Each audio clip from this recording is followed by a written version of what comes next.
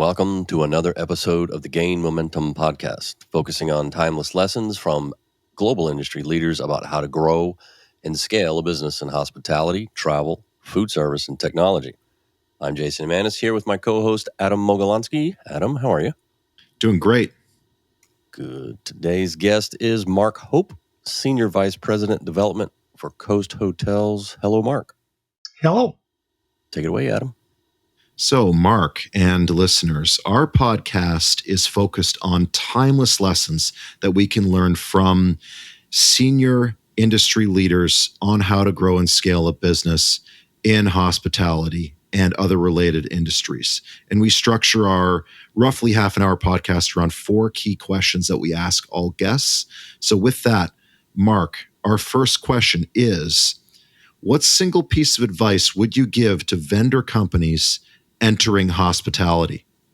I'll break that down a little bit in that if you're an American company, you want to come do business in Canada, open a Canadian office. Don't try run Canada from the US. You have to have an office here.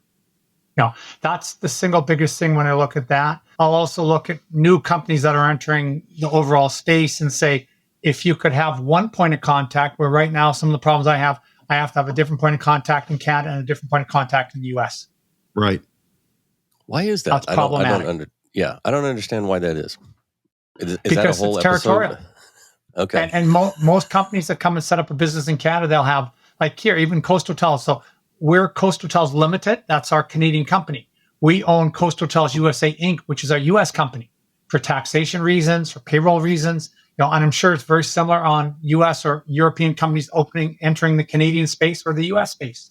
So have you ever had a vendor where, let's say they're American and they come to you and approach you and they say, okay, well, we want to service all your Canadian hotels. And then you tell them, well, you got to set up a Canadian beachhead or a Canadian office. And they look at the costs and it isn't quite there. And they come back to you and say, well, sorry, we can't do it. Yeah. And it is a bit about scale. Some of these guys don't understand, but I more so tell them they need an office here because we have different regulations. As someone, there was a conversation last week where we'll call you on Monday. Well, you can't call us on Monday. Why? Well, it's Thanksgiving. They couldn't get their head wrapped around it. And we said, it's not a new thing because holidays between the US and Canada, it's simple, but it's not, right? They need to understand the Canadian landscape very much like I need to understand the US landscape. And it's different rules and regulations where I find Canada, we've got, 12 provinces, 3 territories. And there's some, I'm going to say the majority are in line with each other, similarities, but there is little things that are different. In the US, you have 50 states and 50 different sets of rules. They're very different. Do you find, and this is me coming at it as a Canadian, that Americans are, the stereotype is that Americans are a little bit more internally focused, let's say, to phrase Without that question. politely. Yeah. Have you ever had any European companies come over and try to sell to you as well? What was our PMS vendor was European. We bought a European PMS as they established Canada stuff, and we're actually just phasing them out, but they got bought by another European consultant. I mean, they were hotel concepts out of Belgium. They eventually got bought by Amadeus. So our PMS vendor for 15 years was our direct contact was their call center in Europe. But it was a small enough vendor that we had a problem. I could pick up the phone or an email to the owner and it would get dealt with. So they knew the importance of one big client. Yeah. You like that? You prefer that? Well, it gave us a little bit of, how do I put it? We could get to the guy to make the difference. Yeah. Bargaining power. Yeah. Yeah. Well, it's not even bargaining. It's I got a problem I need fixing. Like one of my biggest things with hospitality software is all the vendors send their salespeople to sell to us. Mm-hmm. They sign the deal, they walk away. And when there's a problem, it's not, you can call a salesperson, he'll nod his head, but he can't do any action. It's got to go in the queue with other different people in other silos. Where when we had a direct line into the CEO with this previous vendor, it was great because he would get it fixed for us. And that's even incorporating a time difference. And for reference, most Coast Hotels, you're West Coast. So that's not just me here in Toronto, 5 to 6 hour difference. It's 11 hours off to Europe. Yeah. So that's a big time difference to deal with if you need something right away. Yeah. and to get somebody on the phone. And they all have support centers that run 24/7. But Mhm. as you know, the support center, the guy that gets the midnight to 7 shift, he's not the smartest guy. He's the newest guy. Yeah. And so sometimes he can't fix it. He's got to wait for the next guy. So, Yeah. So, based on that experience, would you ever work with another European vendor, or would you be a little bit trepidatious? no, we would look at the right European vendor. Again, it's relationship. Mhm. It's the actual product. I mean, sometimes the product can be very sophisticated. Sometimes it can be very simple. So it depends what we're dealing with. You know? Wow. I'm going to move into the second question here, Mark. And that is, it's related to what you're talking about. What are some of the challenges or setbacks you've experienced when rolling out a new business expansion or partnership? Okay. So we've just gone through an RFP for a new PMS, and we have now selected a vendor. But I sat in on most of the phone calls, but I'd always come in at the end or after the call was over and talk to the principals. And I'd go, okay, you're a nice sales guy. You're a nice sales guy. Who's going to action this when it's over and done? Because you've washed your hands of it. I had one of the vendors will remain unnamed, where the CEO handed me his business card with his personal cell phone number on it. Mark, you call me, I'll get it actioned. Because I find with a lot of them, again, salespeople sell you stuff. It's bright and shiny. It doesn't work. They can't help you. They've got to go to someone on the technical side, and you get put into the silos or into the line. And if you're not first in line, you're going to wait. They don't have people sitting there to write code. They don't write code or change code until they have a problem. All those people are working. So all of a sudden now we need to get in the middle of their queue. It's a problem. And yet, I mean, working with technology companies, a lot of times it's this grow or die mentality where that affects how much resources they put towards sales and continuing those new contracts in that sales cycle versus putting towards the actual product and having more developers to manage the customer success pipeline. But there's one company, I remember talking to them, and I said, why don't you guys stop doing things? Let's clean up the mess you already have. With all the little bugs and stuff. Can't do that. Got to keep moving. And I understand why.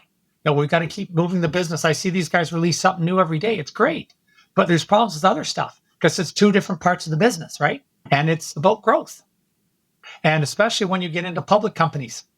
So talking about the RFP process, and this is something that every vendor would love to hear about in terms of more of the soup to nuts, let's say, of how you go through window shopping and learning about a product and silently evaluating it behind the scenes through to that actual reach out, whether it's an RFI or an RFP, and then the selection process. Can you talk about what your thought process is and how Coast Hotels decides? Using the PMS process we just went through, because I've been in so many parts of the business over the years, I've seen what other vendors that are selling to us in other scopes, let's say in beverage or in buying widgets, how they do it. They do it with a purchaser. And the purchaser is just, ticking boxes. We had our purchaser write the RFP, and our purchasers sat in on all the RFP interviews and stuff that we did.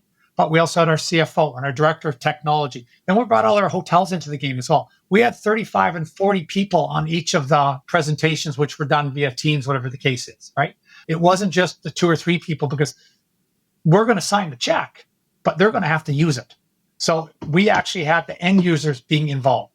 And so we started with 8. After they'd all done initial presentations, we met as a group and we scaled that down to 4. But I didn't make the decision, our CFO did. We might have waited a little bit more, but the 35 people all got to vote. Everybody got to put their hand and say, I like this company because of this. I like that company because of this. And so then we went back to those 4. Okay, here's the next stage. We want you to, we need these questions answered because things had popped up during the initial process. Okay. We didn't start speaking money till the 3rd round, because price was not why we were buying. It was product we were buying and capability of that product. But all the way through, I will say this, our CFO ran a very good process for us to select our PMS, and everybody was involved, and it was very transparent. I was the unofficial auditor when I was doing the vote counts on who we're going to go with and why. And when it got to the final nuts, once we made a decision on the vendor, then Manny, was our CFO, and our purchaser, they went back with the sharp pencil. Okay, guys, we need to do some work on that. I'll say this, which I hadn't seen happen before. We've bought from a major PMS vendor, and we're paying in Canadian dollars. That doesn't happen. but we put that up front in the RFP. Here's what we want. And we had the little guys and the big guys. We had a Canadian firm, we had American firms, we had European firms. This was not just that, but our list of people we could send the RFP to was limited to essentially a dozen, for the simple reason we have what's called iHotelier CRS, and everything that interfaces that has to have a two-way advanced interface, a two-way advanced GMS interface, and where they can interface 300 or 400 PMSs to that hotelier, not with the two-way advanced on both sides. So it limited the number. But the dozen that were at the table, these were the big players in the industry. These were not little guys. All those We players ran a very efficient RFP. Yeah, all those players had the capability you were looking for, or did you get in the process round one, round two, and find like they knew better? They shouldn't even have been here. There was one or two of those. You want to call them column fodder, whatever you want, but at the end of it, they didn't even meet the vote list. And yes, I'm going to tell you, there was one that we put in because of a prior relationship, and we liked the guy, so on and so on. But when we got to his stuff, we had other ones where we have certain integrations, and we want all these vendors to have these integrations. Well, we had 2 or 3 of them as we're going through the process. Oh, we're working on that. That was never what was asked. It was asked if you have it. We're not looking for beta. We're not going to be the beta. It needs to be in place. So again, people tick the boxes just so they get to the next stage. Right. Yeah, but I like it that you're tough but fair. Oh, I will say this, and then afterwards, the people that did not make it, we had a full debrief with each firm, told them the how and why. For clarity, when you're talking about bringing 35 to 40 people around the table to vote on a product, and they're voting for various factors and what they like and dislike, what job roles are we actually talking about here? Are we talking like front desk associate? Are we talking No, GM? We had general managers, we had front office managers, we had asset managers, we had corporate staff, but we had users as well as overseers, if you know what I mean, administration.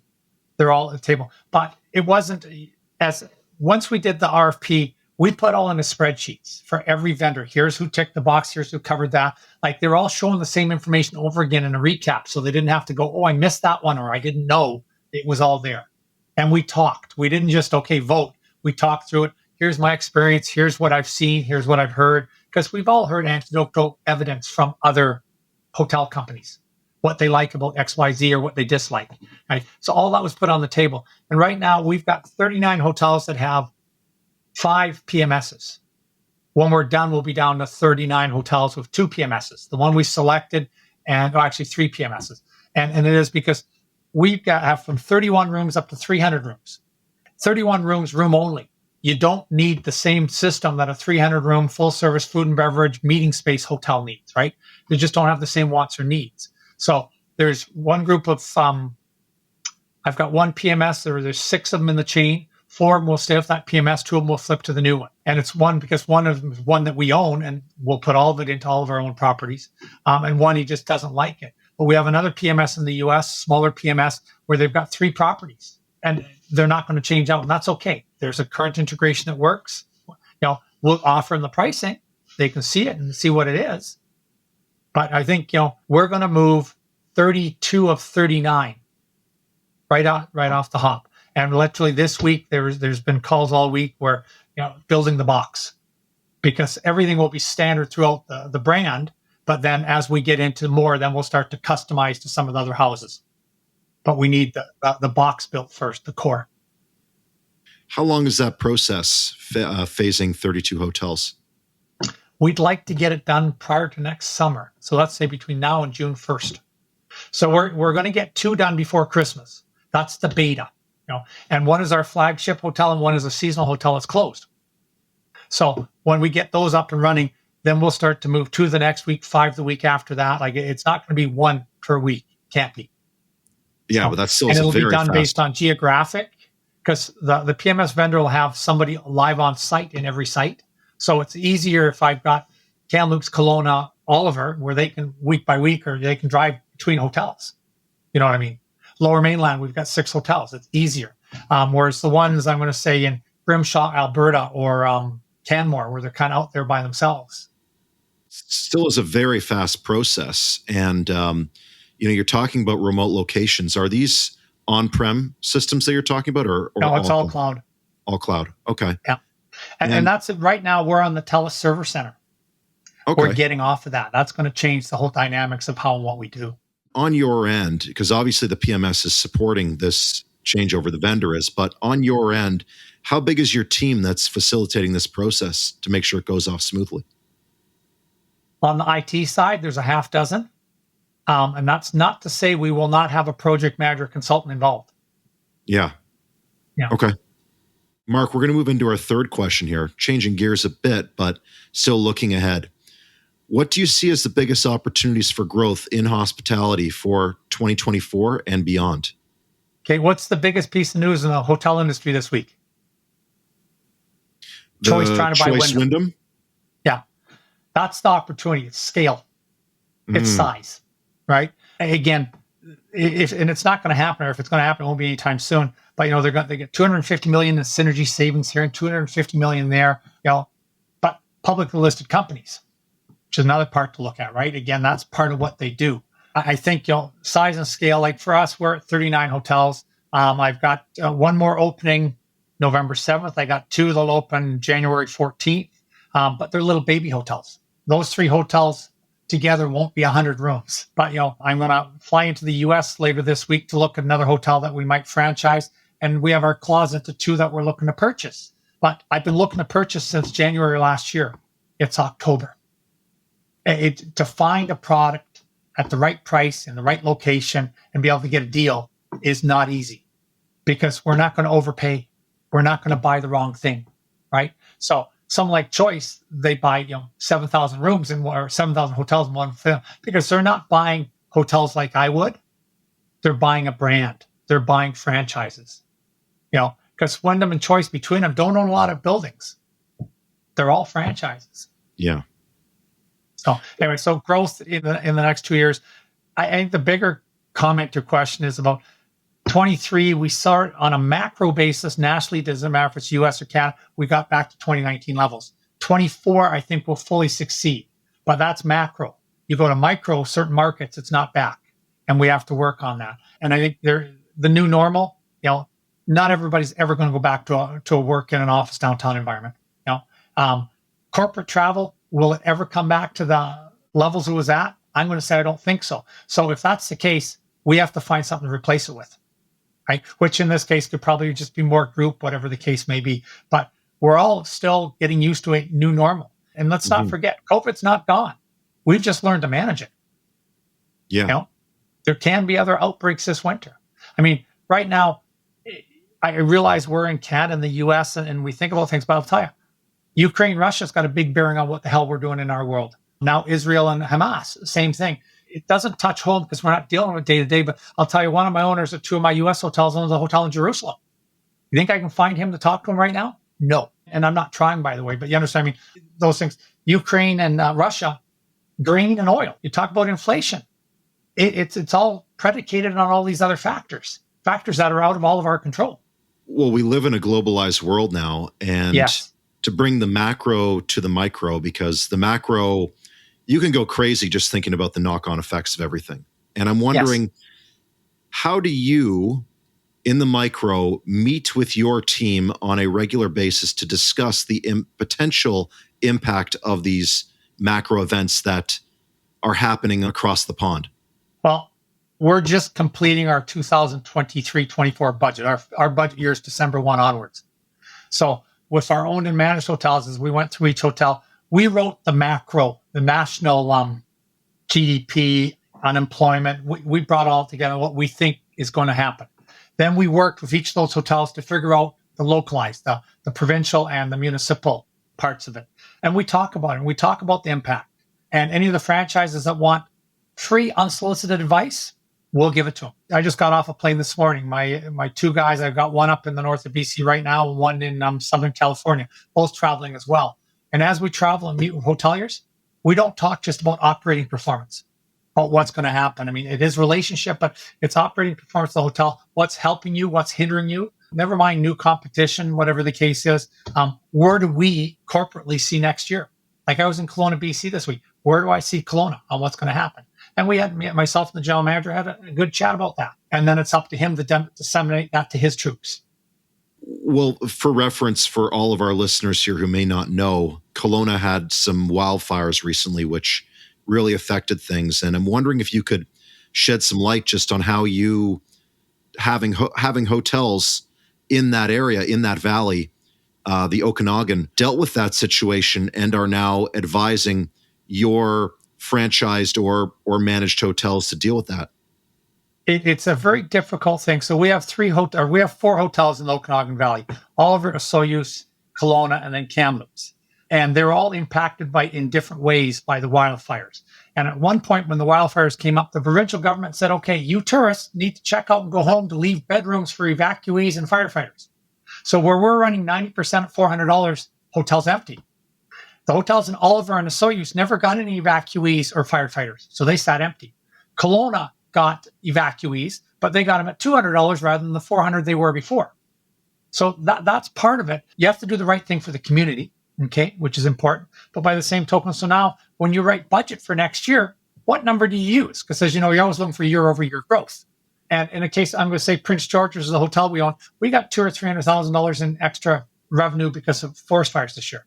Do I put that in the budget next year? I can't, because you don't want to wish man bad by a forest fire next year, right? Now you can tell the salespeople you got to find something to replace that with, but it's kind of hard in a northern environment without a lot of corporate travel in the summer. So, but forest fires and floods, and infrastructure projects, we watch all that kind of stuff because it impacts what's going to happen. I mean, we've got a string of hotels up the Trans-Canada Highway and so on in respect to the Trans Mountain Pipeline 20. Last 2 years, it's put incredible pressure on the hotels, but because they came along, they had some camps, but they took all the short-term rentals, they took all the Airbnb, which displaced everybody else in the hotels. So we've ran monster occupancies, and I've been saying, and I think I'm starting to get right, there's a reckoning coming up for that area because all those people have now gone home. The project's done. And I'll be honest, there's no other major infrastructure project coming along. And those infrastructure projects do lots, big numbers. Yeah, it's very interesting. You talk about the wildfires and the floods, and dare I use the term climate change to talk about the frequency with which these things are happening.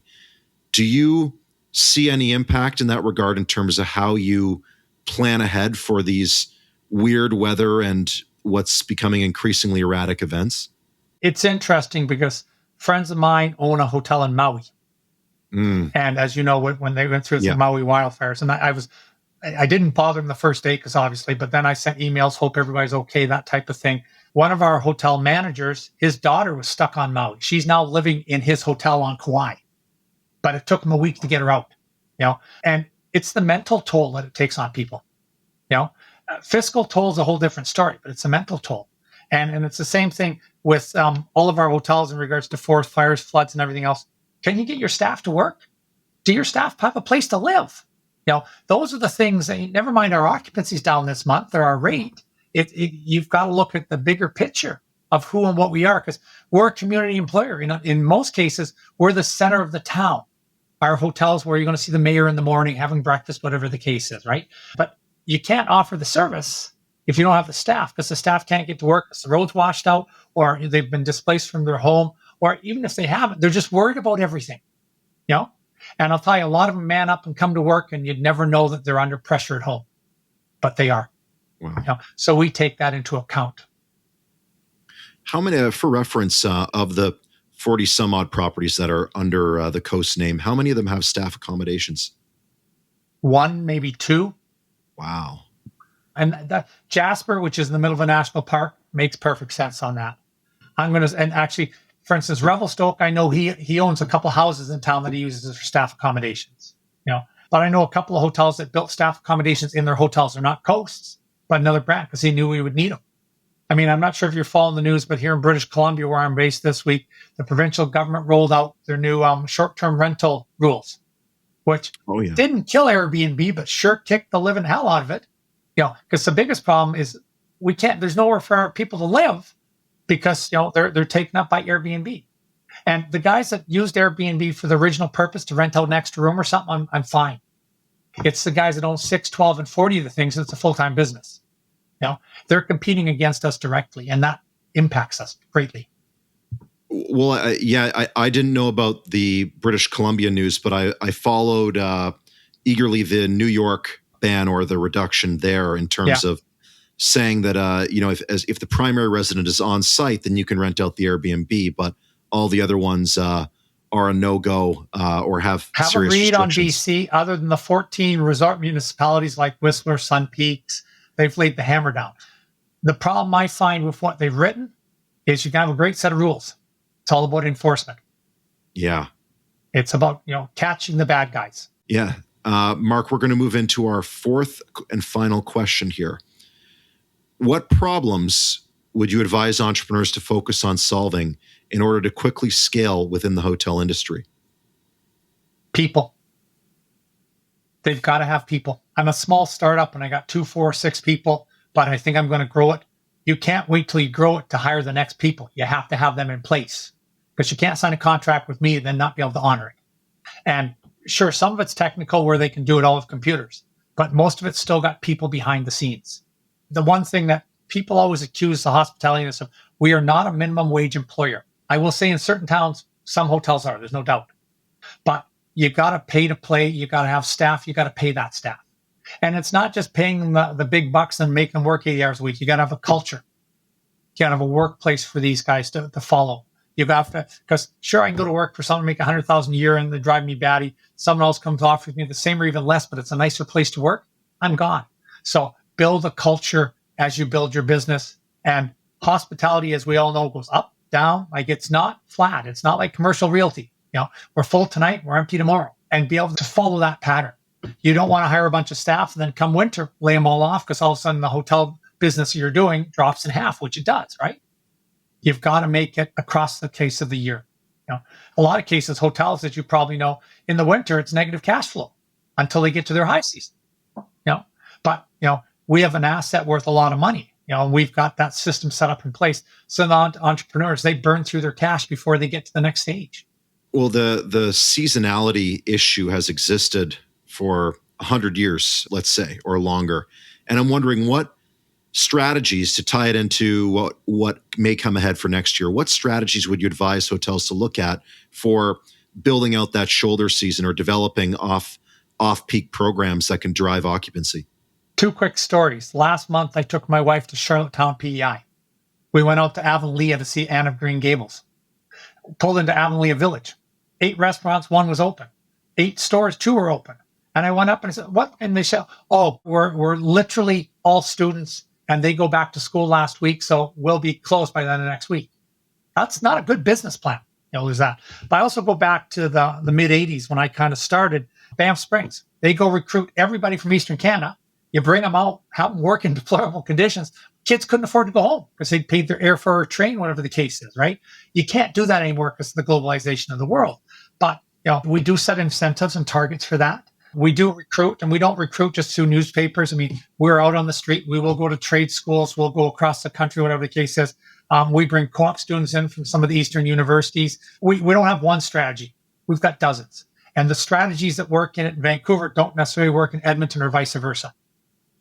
So you've really got to be mindful, but you also have to have a good place to work. You want people. It's about the culture. It's about, as much as you want to work 8 to 5 Monday to Friday, you want to have fun. You want to enjoy yourself. You want to show that at the end of the day, I can stand in front of a mirror and say, hey, I made a difference today. I did good. And that doesn't mean that's from a housekeeper up to the general manager. Do you have any, just to unpack that seasonality some more, do you use any business intelligence software that would really show you what that seasonality looks like and how best to modulate labor accordingly so you're not running too far into the red? We did. I'm not going to say it's electronic. I mean, yes, we use Dayforce. We use some other different softwares, but it's intuition and it's historical trend. Right. We know when we write our budget, what our numbers are, that we're going to run 90% May, June, July, August, September. Yes, our rate's going to go down in October. We're going to run 90% still. Okay. I'll give you one that hurt us last week. National Reconciliation Day, September 30th.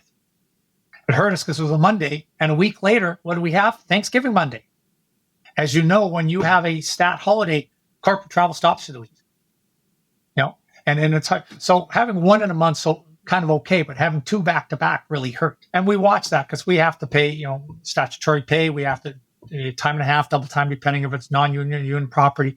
We watch our labor. And again, housekeeping, not so much, but I'm going to say restaurants, if the volume's not there, you send them home after a 4-hour shift instead of 6 or 8 hours. And you don't like to do that because they need money to survive to pay their bills, right? We know what our staffs, who they are, what their hours are, if they need full-time, if they part-time. And yes, in a union environment, it's all based on tenure, who gets the first shot.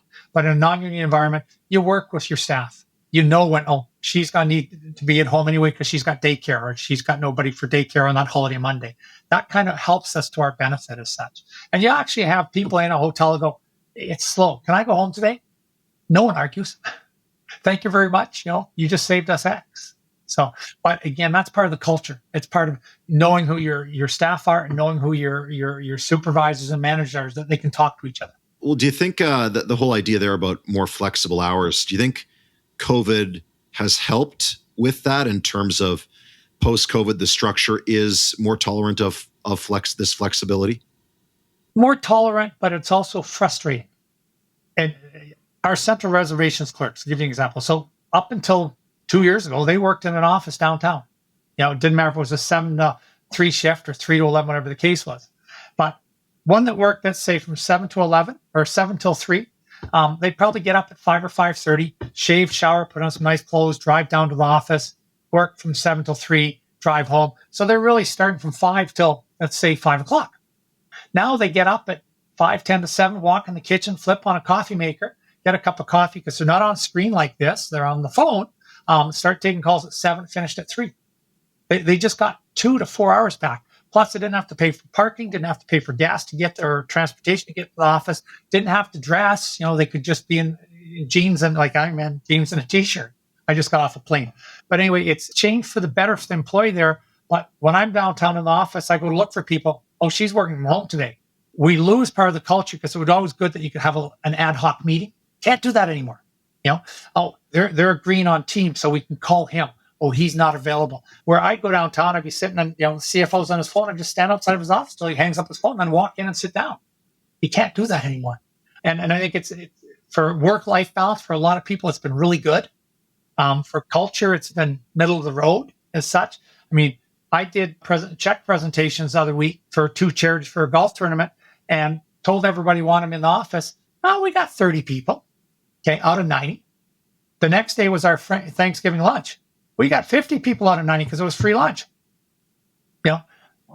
How do you make it? You want everybody to be there for everything, but it doesn't make sense anymore. And people have now changed their lives in regards to their daycare and their family planning around the new hybrid environment. So, I go downtown Vancouver, downtown Calgary, and I look around and go, wow. It's not just us in the hotel industry. It's all the industries have changed dramatically. Yeah, it's interesting that it's changed so fast and that it still is changing. And it is for all industries. We're not there yet. Yeah, the newer normal. Yeah, it's going to keep on going up each year. Well, just to close out with a hypothesis question is, if this is changing in all these industries and we're constantly in this newer normal, do you see any opportunities for hotels or hotel vendors to better accommodate this more flexible structure of hybrid work? Yes, because you already see it in hotels where we've all dabbled in video conferencing for 20 years. Now we get meetings where 20 people are in the hotel, 20 people are on Microsoft Teams or Zoom on screens, right? Hotels have had to accommodate that. That's not cheap. AV is not a cheap proposition to bring that in because you can't put little 16-inch screens. You need fairly big screens, mobile microphones and cameras so that you're seeing everybody and what's happening. So that's a part of it. You're seeing hotels start to segment different. Oh, I'm going to be a wellness hotel. I'm going to be an experiential hotel. Again, the roadside mom and pop, 60, 90, 120 rooms. That's what they always are. Other than good, clean, solid accommodation thing. But when you're talking downtown Vancouver, Toronto, New York, doesn't matter, how to differentiate yourself from the competition. And it's by, unfortunately, I hate to say this, offering a different person or a different thing to a different person on a different day. And I hate saying you have to be all things for all people because you can't. So you have to find the niche. And just to close out, one final question, to tell all the listeners here, what would you say is the elevator pitch for Coast's niche? We're a network of hotels that's not cookie cutter. You will get the same service standard. You'll get the same amenities. You'll get the same rewards program, but you'll get a different experience. Depending on the city, it's a log frame building. It's a high rise building. It's a low rise. We cater to within the community. Right. And I'm not belittling any of my competition, but certain other brands, if it's XYZ brand in Prince Rupert, it's exactly the same in Penticton, exactly the same in Toronto. We're different. We're in the communities. And we celebrate people. One of our taglines is real people. Because a hotel's a hotel, a bed's a bed. The difference is the people that work in it. Yeah, that's probably the axiom of the industry right there. Yeah. A lot of people don't know that, though, or don't understand that. How do you differentiate yourself? Like I said, and the only way you can truly, sure, you can have superior product, but the way to truly differentiate yourself is the people. Jason, any final thoughts before we close You've out? nodded your head a lot, Jason. You haven't said a lot. It's a little out of my element. I'm on the other side. I grew up on the vendor side, so it's very interesting. So I've learned a lot. I've done a couple of these, so I've learned a lot. I appreciate it. But you use the word vendor, and I want to make sure you understand it. If they're a vendor, to me, they better be a partner. It's got to be a win-win on both sides. Well, we can't be buying product, and that's all. It has to be a win-win. How long have you been using iHotelier? I'm just curious. We installed during COVID. Oh, okay. So relatively recent. Yeah. So I work for the folks that built the original, and they're very customer centric. And they ended up selling, and then creating another CRS. So as you were talking about your relationships with your vendors, I lived it for 6 years, and it's a difficult decision for a CEO and a VP of sales to keep salespeople on a gig after it's been sold. We chose to do that. Our salespeople were kind of wired that way anyway, and it proved a good ROI because those clients were always references for those salespeople for the next one. Yeah. But you know what the important factor is? The salesperson signs the deal, gets his commission, whatever, great. 3, 6, 9 months now, pick up the phone and say, how did everything work? Are you happy? But some salespeople do, don't get me wrong. But other ones, I've got my money. I can't sell you anything else. And they move on. Yeah. I don't like those. I understand. Mark, can't thank you enough for coming on. This has just been a fantastic conversation. We covered a lot of ground, and you gave us some just incredible answers. Very thoughtful. Thank you so much. No, thank you for having me. Do very much appreciate it. Thank you, Mark. Thanks for listening to the Gain Momentum podcast. To stay up to date, make sure to follow or subscribe wherever you get your podcasts. For more information about Gain Advisors, head to gainadvisors.com.